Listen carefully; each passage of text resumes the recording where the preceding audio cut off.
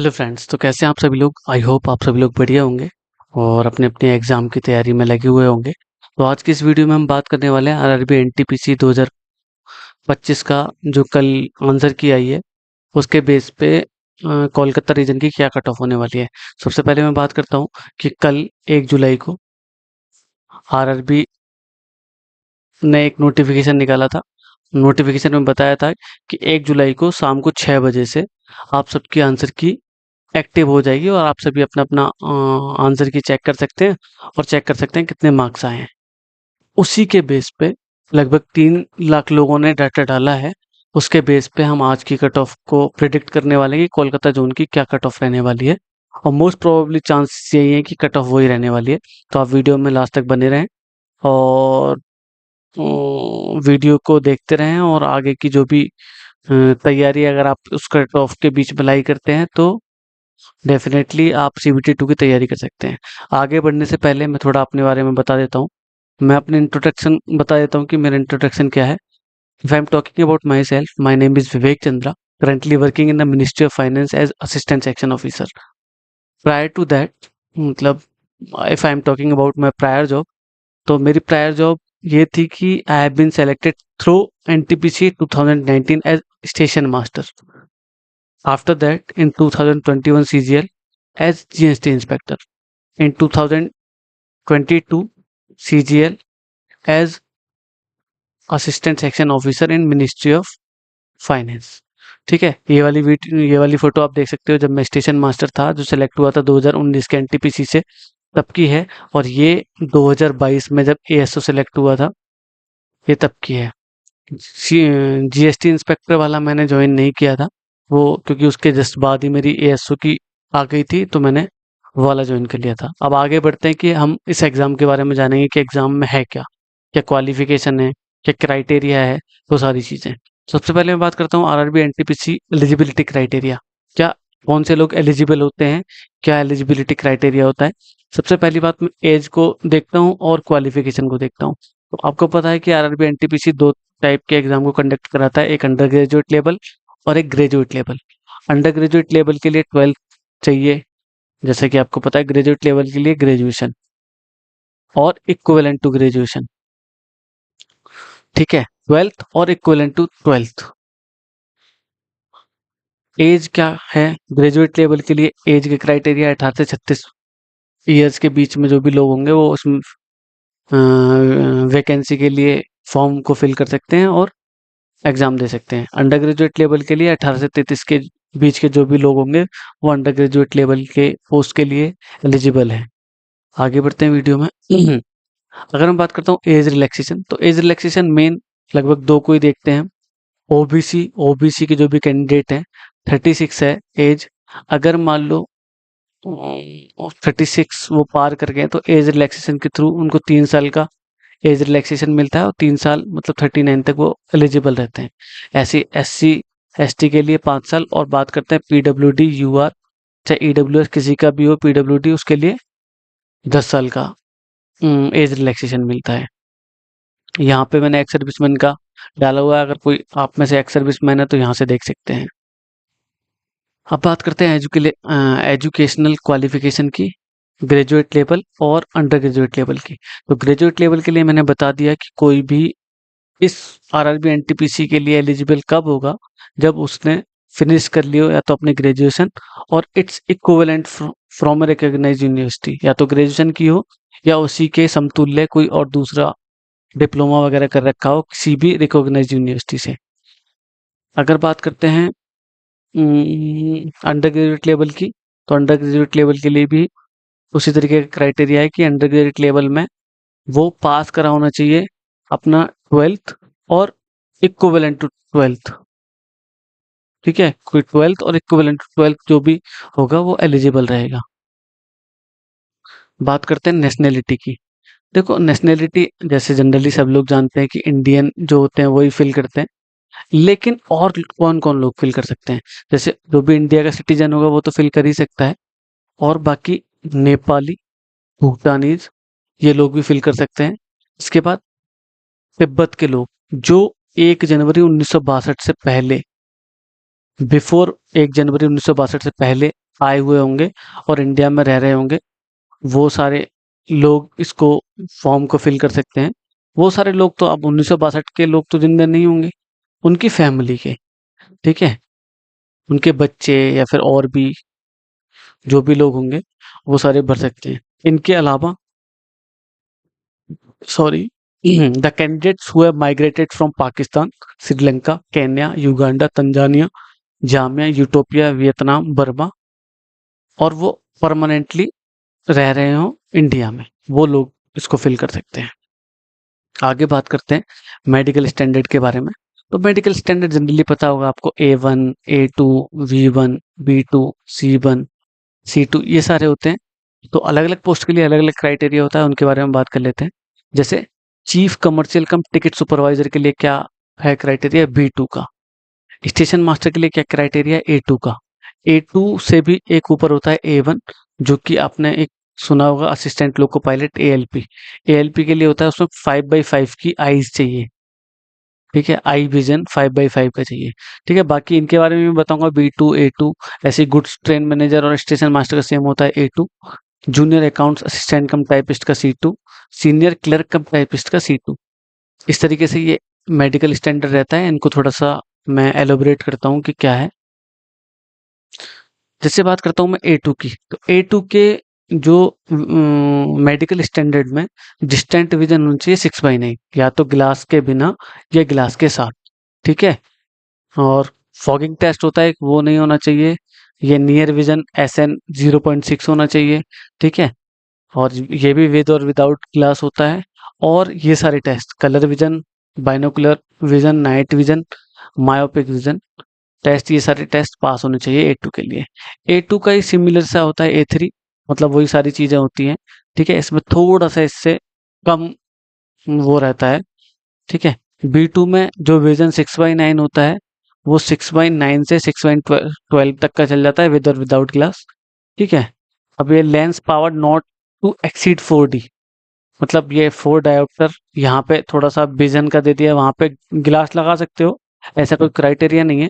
लेकिन यहाँ पे 2D जो होता है ना, आपको पता होगा, जिनके चश्मा लगा हुआ है, मेरे तो नहीं लगा हुआ, तो डायोप्टर में मेजर करते हैं, तो वो उससे ज्यादा नहीं होना चाहिए।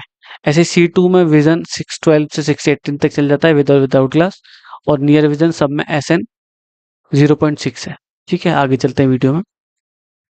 मैं I hope you will all understand कि मैं क्या बता रहा हूँ और क्या चीज़ है।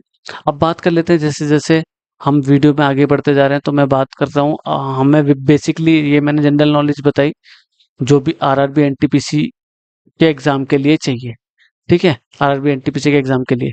इसके अलावा भी एक दो चीजें होती है, वो भी मैं बता देता हूँ कि RRB NTPC एग्जाम में दो दो जनरली कंप्यूटर बेस्ड टेस्ट होते हैं, CBT 1 और CBT 2, ठीक है। इसके अलावा कुछ स्पेसिफिक पोस्ट के लिए साइको टेस्ट होता है, जैसे स्टेशन मास्टर है, ALP है, उनमें साइको टेस्ट होता है, ठीक है। फिर उसके बाद मेडिकल होता है, फिर वो ट्रेनिंग पे भेज देते हैं। अब मैं ये बात कर रहा हूँ कि जोन वाइज ग्रेजुएट लेवल की जो वैकेंसीज हैं, ठीक है, वो क्या क्या है। अभी पोस्ट वाइज भी जानेंगे, अभी मैंने ये जोन वाइज है, ठीक है। तो जोन वाइज में देख लेते हैं कि अहमदाबाद में, सॉरी, अहमदाबाद में कितनी वैकेंसीज हैं, 516। तो मैं 5-6 बता देता हूँ, जिसमें सबसे ज्यादा, जैसे 500 से ऊपर वाली एक अहमदाबाद है, और एक ये है भुवनेश्वर, और एक है गुवाहाटी, एक है मुंबई, और एक है सिकंदराबाद। ये 5 में वैकेंसी अच्छी खासी है, ठीक है। जब मैंने दिया था तो उस समय पर इलाहाबाद में वैकेंसी बहुत अच्छी थी, हमारे टाइम पे वैकेंसी भी बहुत ज़्यादा थी, 37,000 के लगभग वैकेंसी थी, अब के बहुत कम आई है, ठीक है। तो आगे चलते हैं वीडियो में। ये मैं पोस्ट वाइज वैकेंसीज बताई हैं, कौन से लेवल की, ग्रेजुएट लेवल की। तो ग्रेजुएट लेवल में टोटल कितनी वैकेंसी है, 8,113। इस चीज को भी ध्यान रखेंगे। स्टेशन मास्टर की कितनी, 994। गुड्स ट्रेन मैनेजर की कितने, 3,144। चीफ कमर्शियल टिकट सुपरवाइजर की 1,736। जूनियर अकाउंट असिस्टेंट टाइपिस्ट की 1,507। सीनियर क्लर्क टाइपिस्ट की 732। तो कुल मिला के 8,113 वैकेंसीज हैं, जिनको हमें ध्यान में रखना है। उनमें से अगर हम जोन वाइज की बात करेंगे, टोटल वैकेंसीज हैं, जोन वाइज वैकेंसीज अलग हैं, उनके हिसाब से कट ऑफ बनती है, क्योंकि इसमें जोन वाइज रिजल्ट आता है, उस बात का ध्यान रखेंगे। ठीक है, आई होप आप सब लोग यहाँ तक समझ चुके होंगे। अब वीडियो में आगे चलते हैं। अब जैसे बात करता हूँ कि एक रैंक मित्रा वेबसाइट है, जैसे कि 1 जुलाई को जैसे ही आंसर की लाइव हुई थी, तो सब लोगों ने आंसर की निकाली और अपना जो यूआरएल होता है उसको कॉपी किया और रैंक मित्रा की वेबसाइट पे पेस्ट कर दिया। तो वो क्या है, आपको सारी चीज बता देता है कि आपके कितने गलत हैं, कितने सही हैं, कितना आपका ओवरऑल मार्क्स मार्क्स आए हैं। तो सारे के सारा बता देता है। उन्हीं में 3 लाख लोगों का हमने डाटा लिया है। 3 लाख लोगों के डाटा के बेस पे हम इसको बनाएंगे कि कितनी कट ऑफ रह सकती है। जैसे 3 लाख लोगों का डाटा देखेंगे तो आप देखेंगे कि 90 से ऊपर वाला कोई भी बंदा नहीं है कि जिसके 90 से ऊपर मार्क्स आए हैं। तो इससे अपन अनुमान लगा सकते हैं एक, कि पेपर का लेवल थोड़ा सा अच्छा ही है, मतलब टफ कह सकते हैं। टफ लेवल है, थोड़ा अच्छा लेवल है, मतलब कह सकते हैं मॉडरेट लेवल है, बढ़िया लेवल है। 85 जिनके हैं वो 73 लोग हैं जिनके 85 से ऊपर मार्क्स हैं। 80 लोग 1338, 75 लोग 8674, 70 लोग 29408। आप यहाँ से देखोगे तो यहाँ से 5 नंबर के गैप पे भी लगभग लगभग 6500 लोग 5 नंबर में ही हैं। यहाँ पे देखोगे, यहाँ 5 नंबर में लगभग 3 गुना हो रहा है, लगभग 3 मतलब 2.5 गुना बोल सकते हैं। लगभग 35,000 लोग हैं यहाँ पे, 6500 यहाँ 35,000, तो बहुत तेजी से ग्राफ गिरता है। ठीक है, तो 1-2 नंबर के बीच में भी बहुत सारे स्टूडेंट होते हैं, तो उस चीज को भी ध्यान में रखेंगे। अब आगे तो नहीं बता रहा, यहीं तक हो जाएगा क्योंकि हमारी वैकेंसीज 8,000 हैं। तो टोटल यहीं पे 29,408 लोग हो गए, तो लगभग कट ऑफ इस रेंज में रहने वाले 75 से 65 के बीच में। ठीक है, मतलब 65 से बिलो तो नहीं जाएगी, ऊपर ही जाएगी। आगे देख लेते हैं, थोड़ा सा वो भी देखना पड़ेगा। अब ये है एवरेज स्कोर, मतलब इससे पता चलता है कि कौन सी शिफ्ट बहुत ज्यादा हार्ड थी और कौन सी शिफ्ट इजी थी। ठीक है, ये पता चलेगा। तो जैसे एवरेज स्कोर ये बढ़ते हुए क्रम में लिया हुआ है।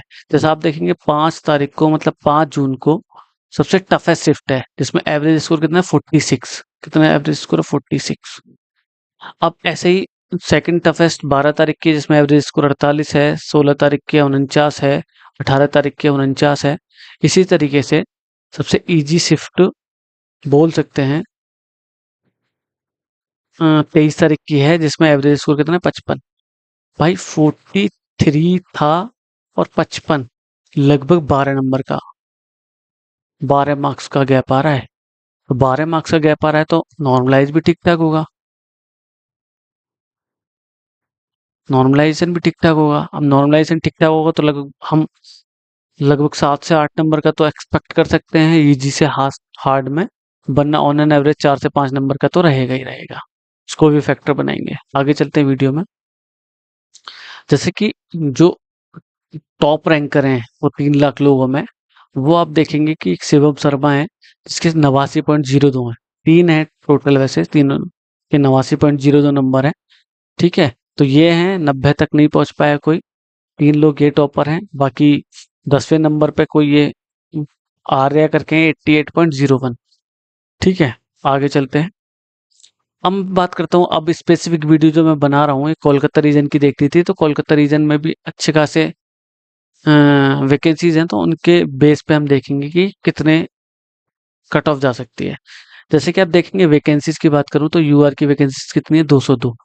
ओबीसी की 132, ईडब्ल्यूएस की 54, एससी की 93 और एसटी की 48। टोटल ये वैकेंसीज हैं लगभग 529 के समथिंग। 529 वैकेंसीज हैं। और आपने पढ़ा होगा जब भी नोटिफिकेशन जो सीएन है 2025 वाला, उसमें देखा होगा कि 15 टाइम्स लोगों को लेना है, 15 टाइम्स। तो अगर मैं 202 इसमें मल्टीप्लाई करता हूँ और इन सबको जोड़ता हूँ, तो मैंने शायद आगे जोड़ के रख रखा हो, मैं देख लेता हूँ एक बार, नहीं जोड़ा। तो इन सबको जोड़ूंगा तो ये लगभग इसका 15 टाइम्स कर देते हैं। सिंपल सी बात है, क्योंकि ये सब जोड़ के भी तो वही आना है, तो इसका 15 टाइम्स करेंगे तो मैं 15 पंजे 75, 7500 और 15 × 45, लगभग ये 7900, मतलब 8,000 मान लेते हैं मोटा मोटा। 8,000 लोग हैं जिनको ये सेलेक्ट करेंगे कोलकाता रीजन से। ठीक है, अब वीडियो में आगे बढ़ते हैं। जैसे कि ये अगर मैं बात करता हूँ 60,000 लोग हैं कोलकाता ज़ोन से। 60,000 लोगों का ये डाटा लिया हुआ है। 60,000 लोगों में 85 से ऊपर वाले 22 लोग हैं। टोटल 73 थे। जो हमने 3 लाख का डाटा लिया था उसमें से 22 यहाँ पे ही है। 80 से ऊपर वाले 321 हैं, 75 से ऊपर वाले 2121 हैं और 70 से ऊपर वाले 7,000 लोग हैं और 65 से ऊपर वाले 14,886 लोग हैं। तो 7,000 से ऊपर थोड़ा-सा कम रहेगी इससे और इससे थोड़ा-सा ज़्यादा रहेगी, मतलब कट ऑफ लगभग यहीं पे लाई करेगी। यहाँ पे थोड़ा-सा ब्रॉड करते हैं 65 से 75 यहाँ पे रहेगी, क्योंकि हमें 8,000 लोग सेलेक्ट करने हैं, ठीक है? 7,000 से ये 70 तक बैठ रहे हैं, ठीक है? और थोड़े से और फैक्टर भी बनेगा, नॉर्मलाइजेशन फैक्टर वगैरह सारी चीज़ों को ध्यान में रखा जाएगा। तो हम मोटा-मोटा हिसाब लेके चलते हैं कि यहाँ 65 पे कितने लोग हैं, लगभग 15,000 और 8,000 लोग सेलेक्ट करने हैं। ठीक है, आगे चलते हैं। यहाँ पे वही शिवम शर्मा, जैसे कि आप देख सकते हैं वही टॉपर है। वो जो टॉपर थे वो कहाँ कौन से रीजन से कौन से जोन से भरा है, वो कोलकाता जोन से भर रखा है उन्होंने फॉर्म। ठीक है, वीडियो में आगे चलते हैं। जैसे कि अब मैं बात करता हूँ previous year cut off Kolkata region की क्या रहने वाली है। कोलकाता रीजन की जो 2019 में जिसमें मैं सेलेक्ट हुआ था, कोलकाता रीजन की जो कट ऑफ थी वो अलग अलग लेवल वाइज आई थी, आपको पता है। जैसे कि अब शायद मुझे लगता है क्लब कर दिया है ग्रेजुएट और अंडर ग्रेजुएट लेवल में, तो एक ही कट ऑफ आएगी ग्रेजुएट लेवल की और अंडर ग्रेजुएट लेवल की भी एक ही कट ऑफ आएगी। तो पहले अलग अलग थी, उसकी बात कर लेते हैं। लेवल 5 के लिए यूआर की कट ऑफ कितनी थी, 73। और सबसे मेन बात, इस चीज को ध्यान में तब रखना है क्योंकि ये सब नॉर्मलाइजेशन के बाद है। नॉर्मलाइजेशन के बाद, नॉर्मलाइजेशन भी एक फैक्टर था जो बड़े थे नंबर, तो उस चीज को मिलाने के बाद है। ओबीसी की कितनी रही थी, 67। यहाँ से आप लगभग देखोगे 6 नंबर कम है। एससी यहाँ पे लगभग 5 नंबर कम है और एसटी में थोड़ा सा ज्यादा ड्रॉप आया, लगभग 11 नंबर कम है। ठीक है, ईडब्ल्यूएस एससी से भी कम गई थी क्योंकि ईडब्ल्यूएस तब नया नया था। ठीक है, बहुत सारे लोग नहीं जानते थे, बहुत सारे लोगों ने सर्टिफिकेट नहीं बनवाया था, इसलिए ईडब्ल्यूएस की और कम गई थी। लेवल 6 की बात करें तो यूआर के लिए 85.25 थी, ओबीसी के लिए 80.04 थी, एससी के लिए 78.24, एसटी के लिए 67.49 और ईडब्ल्यूएस के लिए 79.99। ये लेवल 5 और लेवल 6 के लिए अलग अलग थी, लेकिन अब ऐसा नहीं होने वाला। अब केवल एक कट ऑफ आएगी ग्रेजुएट लेवल के लिए। इस चीज को भी देखेंगे, ये दो अलग अलग कट ऑफ थी, इसी वजह से इसमें वेरिएशन आ रहा है। बात करते हैं आगे। ये मैंने बताई थी कि कोलकाता रीजन में वैकेंसीज कितनी है, 529। टोटल कितने लगभग सेलेक्ट करने हैं, 8,000 लोग। 500 वैकेंसीज का 15 टाइम्स लगभग 8,000 है, तो इसलिए 8,000 लोगों को चुनेंगे। तो कट ऑफ क्या रहेगी, आ जाते हैं कट ऑफ पे। तो एक्सपेक्टेड कट ऑफ क्या रहने वाली है, जो भी डाटा हमने 3 लाख लोगों का लिया है उसके बेस पे। ठीक है, थोड़ा बहुत वेरी कर सकती है, उसको देखेंगे। अब मुझे पता है 3,000, 1,980, 810, 1,395, 720, लगभग 8,000 लोगों को सेलेक्ट करना है। 8,000 लोगों को सिलेक्ट करना है, तो ये कट ऑफ क्या रहेगी, यूआर की 67, ओबीसी की 66, इसमें +2 प्लस -2 का वो रह सकता है ऑन एन एवरेज। जैसे 67 से 2 कम जाएंगे तो 65, तो 67 से 2 ज़्यादा जाएंगे तो 69। लगभग 65 से 69 के बीच में रहने वाली है। थोड़ा सा एरर तो चलता है। ऐसे यहाँ पे 62 से 60 नहीं 64 से 68 के बीच में रहने वाली है। ऐसे यहाँ 62 से 66, ऐसे यहाँ 61 से 65, ऐसे यहाँ 59 से 63 के बीच में रहने वाली है। अब देखो, ये तो मैंने एक तरीके से रेंज बना दी, लेकिन आप रेंज को मत फोकस करो, आप फोकस करो यहाँ पे। मेन तो कट ऑफ यही रहने वाली है। ठीक है, बेसिकली कट ऑफ यही रहने वाली है। अब बात करते हैं नॉर्मलाइजेशन। तो नॉर्मलाइजेशन मैंने बताया था 43 था, जो टफेस्ट शिफ्ट थी, और इजिएस्ट शिफ्ट में 55। तो 12 नंबर का गैप था, तो हम 12 नंबर को नहीं कंसीडर कर सकते, इसका हाफ को कंसीडर कर सकते हैं, 6 मार्क्स। तो 6 मार्क्स इससे अगर नॉर्मलाइजेशन बढ़ा दें 67 से 6 मार्क्स तो 73, यहाँ पे 72, यहाँ 70, सॉरी 71, 70 और यहाँ पे 67। ये कट ऑफ रहेगी आफ्टर नॉर्मलाइजेशन। मैं एक बार क्लियर क्लियर लिख देता हूँ। यहाँ पे 73, ठीक है, तो 73 प्लस माइनस 1 2 चलेगा।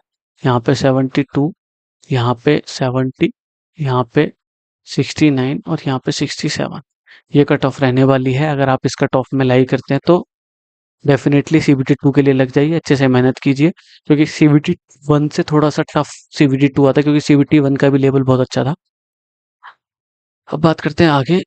अगर आप अभी तक इस वीडियो में हैं, if you watch this video till the end and you feel it's beneficial for you, don't forget to subscribe the channel and click the bell icon. Please subscribe my YouTube channel and thanks for watching. मिलते हैं next video में, तब तक के लिए thank you. मेरे से जुड़े रहिए, तब तक की जो जर्नी है आपकी अब से लेके जॉब तक की, आप मेरे साथ बिताइए। आपको जो भी दिक्कत आती है आप मेरे से पूछिए, मुझे बताइए, I will definitely help you, I will do my best. मिलते हैं नेक्स्ट वीडियो में, थैंक यू।